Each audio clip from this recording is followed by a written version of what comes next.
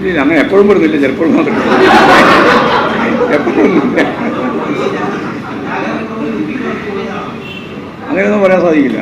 അതായത് വർക്ക് ചെയ്തുകൊണ്ടിരിക്കുന്ന സഹാക്കളെ സംബന്ധിച്ച് നന്നായിട്ട് പ്രവർത്തിക്കുന്നവർക്ക് ജനൻ തന്നെ പറഞ്ഞ പോലെ പ്രവർത്തിക്കുന്നതിനിടയിൽ ചില ശരിയാണ് ഭൂരിപക്ഷം ഉണ്ടാവുക, ചിലപ്പോൾ തെറ്റും. ആ തെറ്റ് തിരുത്തി മുമ്പോട്ടേക്ക് പോവുക എന്നുള്ളതാണ് പാർട്ടി കാരണം.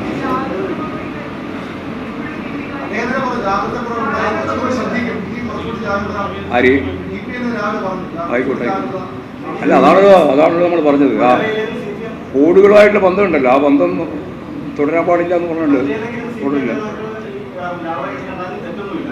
ആരെന്നുണ്ടായാലും കുഴപ്പമില്ല. യാഥാർത്ഥ്യം മാത്രമല്ല, ഇപ്പം പ്രധാനമന്ത്രിയെ പോകുന്ന സമയത്ത് കാണുന്നു. പണ്ടാലത്തെ കുഴപ്പം ഏറ്റവും വലിയ വർഗീയവാദിയുടെ പട്ടികയിലാണ് ഇവരെല്ലാം ഉൾപ്പെടുന്നത്. RSSൻ്റെ BJPയുടെ സംഘപരിവാറിൻ്റെ ആളുകൾ. അവരെല്ലാം കണ്ടാൽ പിന്നെ മിണ്ടാൻ പാടില്ല, കാണാൻ പാടില്ല, ദൂഹ്യം പറയാൻ പാടില്ല എന്ന് പറയുന്നത് ശരിയായ ഒരു രാഷ്ട്രീയമല്ല, അത് രാഷ്ട്രീയ സംസ്കാരമല്ല. നമ്മളെല്ലാം എല്ലാ BJPക്കാരെയും കോൺഗ്രസ് നേതാക്കന്മാരെയും BJP നേതാക്കന്മാരെയും എല്ലാം എപ്പോഴും മുമ്പെല്ലാം ചർച്ചയ്ക്ക് പോകുമ്പോൾ സ്ഥിരമായിട്ട് കാണുന്നുണ്ട്. ഇപ്പോഴും പല സന്ദർഭങ്ങളിലും കാണുന്നുണ്ട്. കണ്ടാൽ എന്താ ഇപ്പോൾ ഇതിനിടെ മനോരമയിൽ ഒരു പരിപാടിയുണ്ടായിരുന്നു. ഈ ഇലക്ഷൻ്റെ തൊട്ട് തലേ സമയത്ത് മൂന്നാളുണ്ടായിരുന്നു. കൃഷ്ണദാസും ഉണ്ടായിരുന്നു, M. വാസനും ഉണ്ടായിരുന്നു, ഞാനും ഉണ്ടായിരുന്നു. എത്ര സൗഹൃദപരമായിരുന്നു ഞങ്ങളുടെ സംഭാഷണം. പക്ഷേ സംഭാഷണമൊക്കെ വളരെ കറക്റ്റാണ്. പക്ഷേ രാഷ്ട്രീയം വരുമ്പോഴും കർശനമായ നിലപാട് സ്വീകരിക്കും. അത് അവർക്ക് മൂന്നാൾക്കും അങ്ങനെ സ്വീകരിക്കാൻ സാധിക്കും. അതിനെന്തിനാണ് ഇങ്ങനെ വല്ലാതെ വേജാറാകുന്നതെന്ന് എനിക്ക് മനസ്സിലാവാതെ.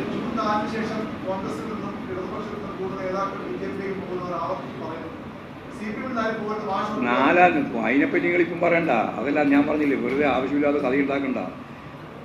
4-ാം തീയതിക്ക് ശേഷം BJPയുടെ ഗവൺമെൻറ് തന്നെ ഇല്ലാതാവുന്ന ഒരു സാഹചര്യം വന്നാൽ പിന്നെ അങ്ങോട്ടേക്ക് പോകുന്നതിനെ പറ്റി വലുതായിട്ട് ആലോചിച്ചുകൊണ്ടിരിക്കേണ്ട കാര്യം വരുന്നില്ല. എന്താ ചർച്ച? ഇല്ലില്ല, അവരെ പോലുള്ള നമ്മൾ CPM ഉൾക്കൊള്ളാൻ സാധിക്കുന്നതിൻ്റെ അപ്പുറത്താണ് അവർ. എല്ലാവരും ഉൾക്കൊള്ളാൻ സാധിക്കില്ല, ഇന്ത്യ അപ്പുറത്തുള്ളവരാണ് അവരൊക്കെ.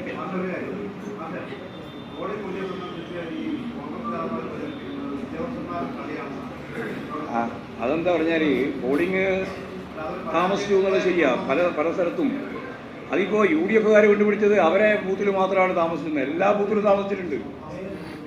മിക്കവാറും ബൂത്തുകളിൽ ഈ പോളിങ് താമസിച്ചിട്ടുണ്ട്.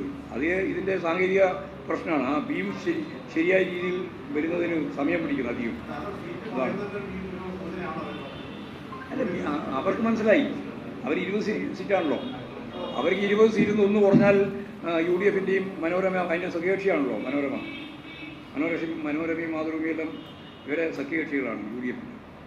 അവർക്കുള്ള ക്ഷീണം വളരെ വലുതായിരിക്കും.